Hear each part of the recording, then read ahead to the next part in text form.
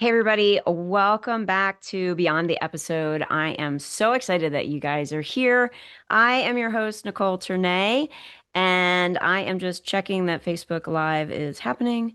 Um, but I'm your host for Beyond the Episode. And if you haven't already listened to my interview with Joelle Moray, you need to go listen to it. It is on the Maven Heart podcast. And if you have listened to the podcast, then you know that today's live isn't about repeating the conversation that we just had in that episode, but it's really continuing it and really kind of having a little fireside chat in the afternoon and getting to know Joelle just a little bit more. So, one of Mhm. the things I love most about storytelling is that there are always rich conversations that happen after the microphones are turned off of the interviews, and thoughts kind of surface quietly later, and sometimes some revelations, and they deserve a little bit more space and also questions that we just simply didn't have time to ask in the episode. So that is what Beyond the Episode is all about today. Today is meant to, again, feel like you're sitting on a porch with us, which I love. Joelle is actually sitting on her porch and listening into an honest conversation about ambition, recovery, dismantling hustle culture, and what it really looks like to stop performing and to start living. So, as we are talking, I want you guys to drop any questions you have in the comments. We are going to save that to the end and answer as many as you can.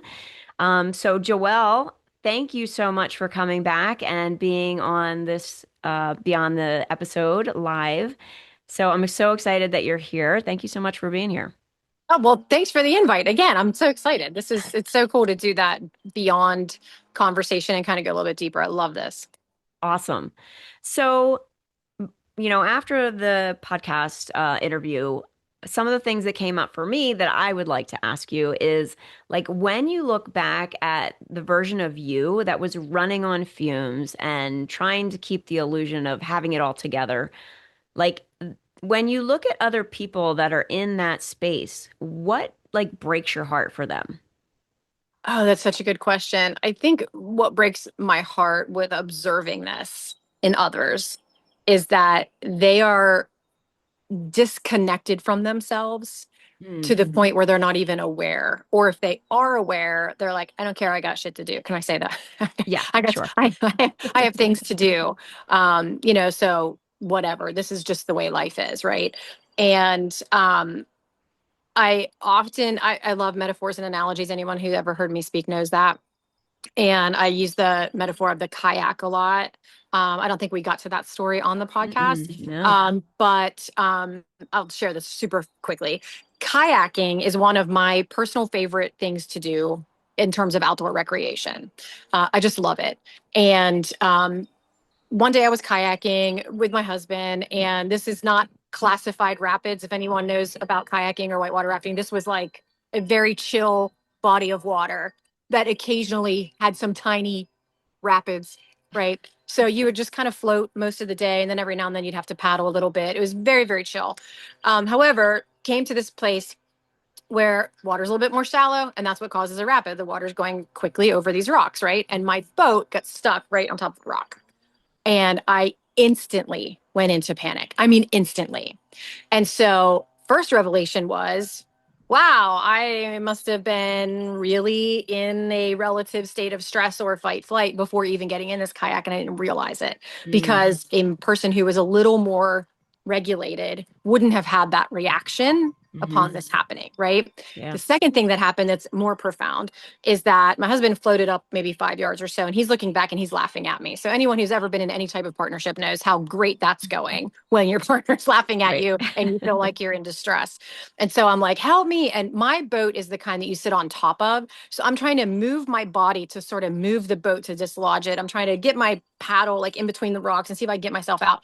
I mean, he's laughing so hard at this point. And finally, he says, he's like yelling to me because it's loud, the Hmm. water's rushing all around me. It's very loud. And so he's yelling, just stand up.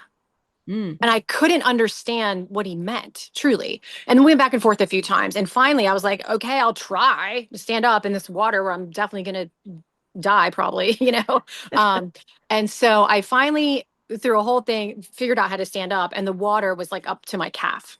Mm. Right. And I went, oh, okay. Okay. Me and my humble pie are going to pick up my boat, like literally picked up my boat and moved it to the place where the water was calmer. So, long way to answer this question for you, but someone just outside of us always sees it very differently. And when you Mm, are in it, you all you know is it is loud here. There's rushing water. I feel very panicked. I don't know how to get out of this. I am instantly in this sort of state of anxiousness, panic, setting in. And so I have the vantage point of being on the outside looking at people in burnout all the time. That's what I do for a living. And to me, it's so clear.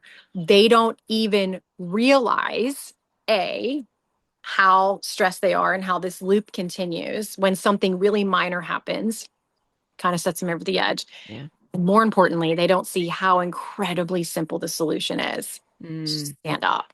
Right. So I share that story. That story is not hyperbole. That actually happened. And of course, later after I calmed down, I was like, this is going in my keynote somewhere. yeah, right. No, I think it's, yeah, it's great because I think a lot of people, we're kind of in this bubble of our own lives and we can't see past our nose. Yeah. I know I talk about this, I've been a weight loss coach for years and years and years, and now I'm transitioning, but it's the same thing in the sense of like, I can see very clearly of like I can make weight loss super easy for you. I can, and even taking that now into Maven Heart of like, your relationships and things like that. So no, I absolutely love that analogy. I wasn't sure where you were going, but then I was like, oh, an inch of water or whatever. Yeah.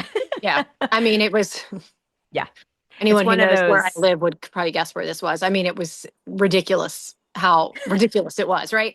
But that's what I see when I see women, especially, but also men. Increasingly, men are talking about this too, which I kind of love.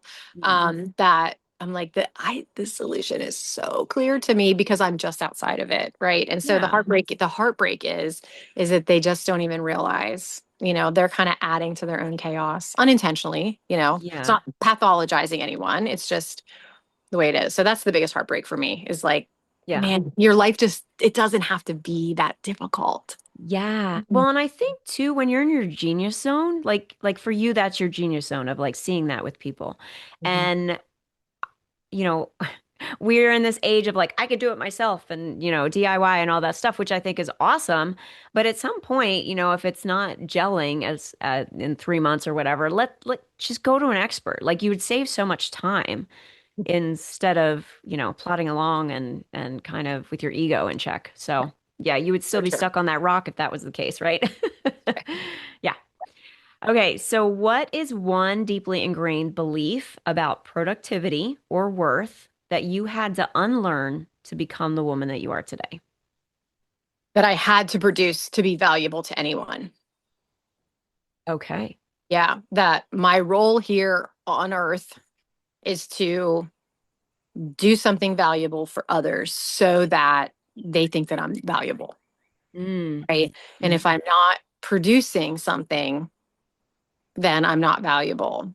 And where a lot of people get stuck is that this is what the hustle culture sort of teaches is you are literally producing, meaning creative play or strategic thinking, time to sit on your porch and have a cup of coffee isn't productive. Mm, mhm. That you have to exchange your time for money. And that's the only way to go. Right. And so that is something that I had to unlearn. And I still struggle with that a little bit. Honestly, that I feel like a lot of us do this, like you're overly justifying what you're doing. And probably Mhm. many, many people have in the past, or maybe currently still do, work for a company that wants to know, what are you doing from 8 to 10? What are you doing from 10 to 11? We need those timesheets in, even though your salary, right? Like we want to know exactly what you're doing all day. Companies are monitoring, keystrokes of their employees to see when they're logged in and what they're doing. It's insane to Wow. me, right? It's like, Yeah. and this is happening all the time. It happened to me. A lot of people are probably still living that. Um, that, what are you actually doing here that's producing? And just there's so much value in the breath and in the pause. Yeah.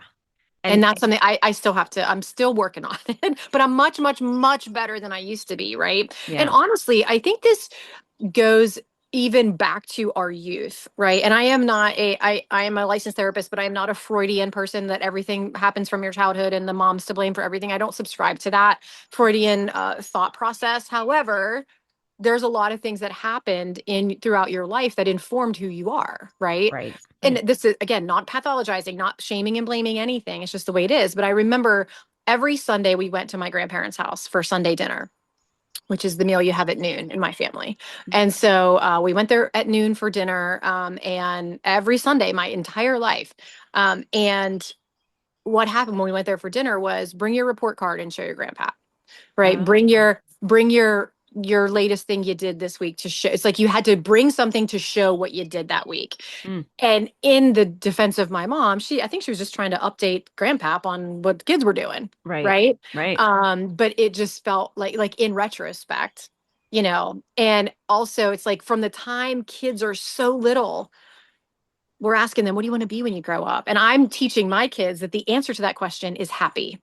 Mm, I want to be happy when I grow up. hmm. Right.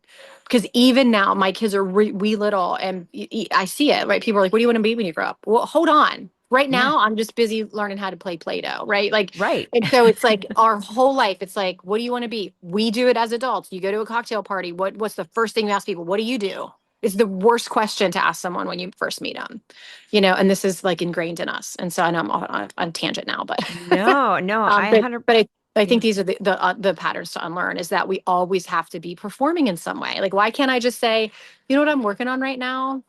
I don't know. I've been listening to vinyl records lately in the evening, and it's pretty awesome. Yeah, Like, I'm yeah. just Well, sitting that's your there. hobby then. That's not, Like, yeah, oh, it's your hobby. yeah. I wish I That's, had time for hobbies. Must be nice to have time for hobbies. Like, yeah. yeah, it is. you know. So Yeah. this is that ingrained is like it's always effing performative, right? Yeah. Well, and I look back on when my kids were little because they're older now, but being in school, everything is now like this huge milestone, like kindergarten, you graduate, like it's this big Totally agree. production. Totally agree. And I'm not saying don't celebrate, but it's kindergarten, right? They learned how to color in the lines type thing. Uh-huh. Um, and Totally agree. it just, the whole system of school and grades and that is a whole nother podcast topic. It is. It Yeah. is. But It is. yeah, I do think at some point we do have to unlearn everything that was conditioning in the sense of like, what is it serving you, right? Because obviously some of our conditioning, of course, is serving us in certain ways.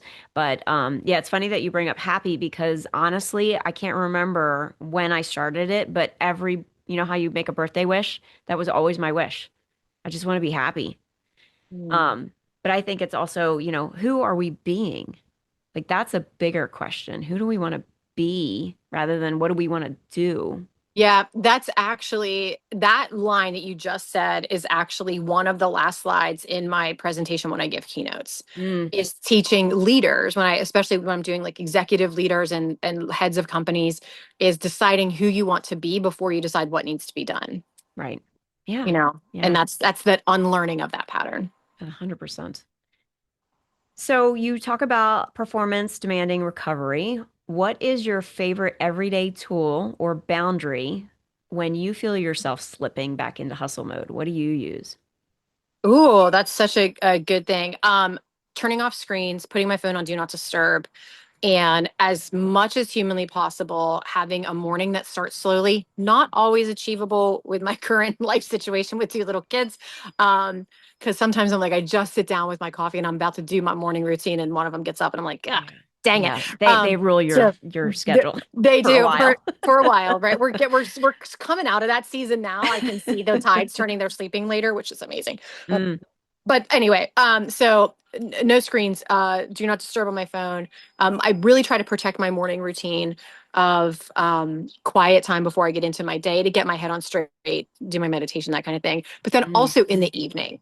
hmm. So saying no sometimes to like invitations, hey, do you want to go do this thing on, whatever Thursday night or whatever? And literally, if it's a hell yes, then I'm in. And if any part of me is like, oh God, I was really looking forward to that evening, just like the only evening this week I don't have something, then I'm getting better at kind of saying no and setting that boundary. Yeah. But I usually say no and. Right. No. And I'd love to do something with you Saturday morning if you're available. Right. Like Yeah. that kind of thing. So um, people get very anxious about setting boundaries because we're terrified of what is going to happen to the relationship on the other side. Right. And so it's a slippery slope. And we feel guilty or whatever about saying, no, I don't want to do that because I just don't want to. I just rather sit on my porch. Well, why? You'd like, come do this thing. It'll Yeah. be fun. It would be fun. But today, in this moment, in this time, I'm a little worn out. I've been on the road a lot. Like Yeah. I just want to chill. Right. We always feel like we have to justify our Your routine. answer. And so Yeah. that is how I'm setting that boundary is I'm not justifying that anymore. And I really try to protect my morning routine and my evening routine. Yeah, I talk a lot about people pleasing with my clients, in the sense of like, why can't we just say no and it be okay? Hmm. Like you know who your true friends are when you're like, hey, can't meet up, and they're like, no problem, it's cool, Yeah. because they know, yeah. So that's a whole nother podcast in itself too. Um, We have lots of subtopics that we could go down. yeah, we do. And I want to be conscious of time because I know you have to go to work today. So next question. If somebody watching today feels caught in quiet burnout, terrified of letting go of the identity that they built, what would you want them to know? I would want them to know that they have the ability to get curious about that part of themselves. So I'm doing a lot more with parts work recently. Some people may be familiar with that. Dr. Richard Swartz, The parts work, IFS kind of? IFS. Yeah. And so get curious about that part of you. What is that part protecting, or what was it protecting in the past? And what would happen if that part of you didn't do its job protecting you in that way? What would Mm, happen if that part of you could just let go? Like what would occur? Right. yeah, I love IFS stuff. Yeah. Me too. Yeah, Me it's too. fascinating. I really think it's very Yeah. cool. I actually just studied with Dr. Schwartz for a full week in person, and it was life changing. So Awesome. that's why it's on top of mind. So I'm like, oh yeah, I have a Yeah. lot to take away from that time Yeah. with him. So, but yeah, we get curious about that part of you. What is it protecting, and why? And do you still need it? At one point, you probably did. Is it Yeah. still, or do you still need that protection? Probably not. Right. Right. Right. Um, Right. and And this goes, yeah, yeah. And again, I feel like this goes back to coaching. Get a coach who is reputable and understands this work and dive into it because again, you can't see what you can't see, especially if you've been in an yeah, environment that speaks the same language as you, yeah. talks the same way, thinks the same way. You can't see your blind spots. You can't see your blind spots. That's exactly right. And Yeah. all of us, you know what I mean? I Yeah. have support, people that Hmm. support me that I go to for that expert advice, Yeah. I'm not sitting up here on some pulpit of enlightenment. Like I have coaches and Right. therapists and stuff that I go to. And I'm like, hey, I'm stuck here. Help me with this. And people that I need to see my blind spots. And it's helpful, super helpful. Yeah, and I think you brought up a very important aspect. Like a coach, I think that thinks they know it all is not the coach that you want to coach with. The 100%. coach that is still learning and always evolving and getting feedback. And I know I just signed up with a coach. Actually, you know them, but we'll talk about that later. Um, but yeah, I think a coach is essential for every area of your life. Yep. Yep. So, some viewer questions that I got earlier. How do you keep moving forward when stepping back feels like falling behind? Oh my goodness. Falling behind what? That would be my first question. Yeah. Falling behind what? We have these constructs that are just made up. What does that mean to you? That's a be if I was that person's coach, the first question I would ask them is falling behind what? Right? Have you ever really missed a deadline that was fatal to your career? Probably not. Right? Falling behind what? Falling behind who? Whose metric are you measuring your life by? Yeah. Whose Right? standards? Yep. Whose standards are you Hmm. are you measuring your life by? And so that's where I would definitely start with that. And we could get real layered in that, and keep peeling that back. But that would be where I would start with that. Falling behind according to what? What are you Yeah. measuring that? You know? Yeah. I think And that's mhm. oh, sorry. No. Also, every time I read The Tortoise and the Hare, the tortoise wins. Every time. Right? Every time I read that book, the tortoise wins. Slow and steady wins the race. There is no award or reward for going faster. It's in fact the Mm, opposite is true. mhm. Productivity actually occurs in a two-part cadence. Productiveness and rest. Productiveness and rest. When you watch a football game, the quarterback does not play 60 minutes. Comes Yeah. off the field, takes a Yeah. little pause, gets a little drink Gatorade, then goes back in. Nobody's running at that speed unless you play soccer and they never sit down. But that's a different that's a different sport. Yes. But but you get my point. I would Yeah. say falling behind according to what measure? What are you measuring that by? You mentioned the tortoise and the hare. Like I feel that I wish the story could get rewritten and it could be like, yes, you have moments of sprinting and then you have moments of Yeah, pause and ease and that yeah, cycle, right? yeah. Okay, next question. What does real unglamorous recovery and self-care actually look like in your daily routine? Unglamorous. Well, say that again. Unglamorous recovery. Unglamorous recovery and self-care actually look like in your daily routine? Like, Yeah. what do you do Um, on a real so regular basis? on a real regular basis, I try real hard to not stack things on top of each other to give myself at least 5 or 10 minutes in between. Mhm. Um, I haven't worked all the way till 5 p.m. for years. I don't understand why people do that. So it's kind of a time of day that I protect. I know some people have to because they work for a company. They're not entrepreneurs. But I have slow mornings. It's not performative. I've never done a reel where I'm like showing you how I make my coffee and like all this stuff. I might put a picture up. This says I'm drinking my coffee right now, right? But all that to me is a little performative. I'm not really answering this question. I love my quiet time where there's kind of nothing happening. Oh, And nobody sees that. Right. I hear yeah. people tell me all the time that I'm busy. It drives me insane. People go, "Well, you're busy." And I'm like, "You actually have no idea what my day is like." I feel like I'm the least busy person I know because I spend a whole lot of time in the in the in the in the in In the the white sit space. in the white space. Yeah. Mm-hmm. Mm-hmm. It's not glamorous, it's not performative. I don't post about it a lot. Maybe I should. That would help people. I don't know. Um, but yeah, I'm trying to get better at my evening routine. Sometimes that's not real great. But I am trying to get better at that. Um, yeah, I mean, PJs, I love PJs. I wear And matching pancakes on the PJs, porch. pancakes on the porch. It's all kind of unglamorous, you know? Yeah, I try to be as slow as possible. Not every day is that, Mm-hmm. but I do when I Yeah. can. Yeah. Awesome. Awesome. I think there Mhm. has to be that balance, you know? There has to be. Yeah. Yeah. Okay, so before we wrap up, I want to leave everyone with one final question. What does it mean to you to become the woman you can't go back to? Mm. It means that I don't have to perform to show my worth. I am very valuable just as I am. And I don't have to outwork or outpace anyone. Mm. Um, I don't have to be in the 5 a.m. club to somehow be superior to other people. Um, and I used to do all those things a lot and just no more, no more of that. Yeah. And I don't make any apologies for it.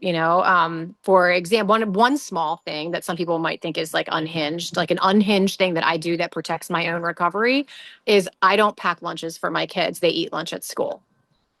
And people are like, my kid's picky. I'm like, listen, you are making more work for yourself. You're making your mornings chaotic. At the end of the day, you then got to clean that lunchbox out and start all over again. So you're spending like hours of your day on this lunch for Yeah. for the kids. And I make no apologies for it. And I tell my kids, you're eating lunch at school. And they're like, okay. I mean, Yeah. that's what we're doing. Yeah. Summer Yeah. camp's a little different. You have to pack their lunch at summer camp, but I refuse to do that. And it's one of those things that some people might think that's nuts or that's not being a good parent or any number of other things. And I'm like, no, not. I'm just not. That's a huge waste of my time, I Yeah. think, and Yeah. money and resources and whatever. And anyway, Yeah. so just one of those like small things that I do that other people probably think are unhinged. Yeah, I had well, I still have the friend, but I have a friend who at one point we were in PTA and she was like, I'm tired of making cupcakes. Just, I Yeah, want to pay money and yeah, just be done with it. I don't want 100%. I was like, yeah. So yeah, I don't, and no She and I, judgment on anyone. Yeah. she and I could be friends. Yeah. All right. So we are going to wrap up. Thank you so much for coming on and Oh, sharing a little bit more of your thanks. personal journey and for being here and enjoying the beautiful weather it looks like you have outside. I have some nice outside It's weather. it's it's not bad here today, that's for sure. Thanks again for the conversation. I'm always love these conversations, and obviously I feel like we're always still just scratching the surface. There's always more to go, and there's a lot of Of course. nuance. You know what I mean? Yeah. Even when we talk about recovery and taking a pause, people still want to know, what do I have to do? It's like you're still performing. Like You're still hustling in your just pause. just go sit down, just go for a walk, right? Like, Yeah. and I want to make this distinction really clear too. Recovery doesn't mean doing nothing, right? We have passive rest and active rest. And for some people, they need movement. So Mm, for them, a walk around the neighborhood in the evening is yeah. perfect. It doesn't mean that you need to sit and stare at a tree and like read your own tea leaves, right? That's not what we're talking about here. Yeah. It's listening to your own rhythm of your body and your life and your brain and how you work. If you're a morning person, don't force yourself to work in the evening. If you're an evening person, don't force yourself to be in the 5 a.m. club. Listening to your own rhythms, right? Don't feel like you're doing, what does it mean to rest or do it right? Just walk away from your computer. That's it, right? Yeah. Eat your Yeah. lunch while you're not scrolling. Yeah. Turn your phone off an hour before bed, right? Like just listen to what you need. I'm not the expert on you. Yeah. This is the whole Maven Heart concept of like becoming the master of your inner core, right? Understanding who you are at the center. And then, of course, getting outside help like you, being a coach, to someone, but then following your own guidance, right? Because again, I think that's so important. Well, Joelle, Yeah. I am going Thanks. to boot you off because I know you Yeah. have to go. Yeah. Thank Thank you. you, everybody else, for joining the live, and we'll talk soon. Take care.